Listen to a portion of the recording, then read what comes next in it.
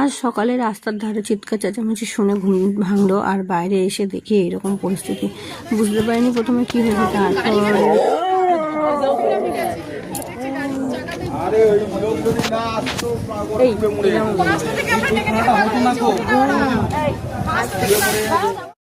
আসলে ওটা একটা সাইকেলের দোকান আর সাথে লেপটপের দোকান ছিল।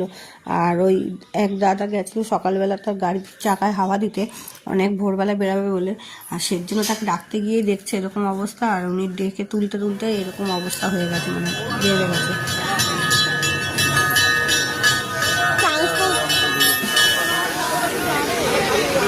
দমকল এসে কাজ শুরু করতে করতে আগুন আরও বেশি ছড়িয়ে গেছিলো। আর দেখো কি অবস্থা, চারপাশে সব বড় বিল্ডিং রয়েছে, আর সবথেকে কথা তখন কারেন্ট সব পাশে একটা ট্রান্সফরমার আছে, ট্রান্সফরমার বাস্ট করলে আর দেখতে হতো না।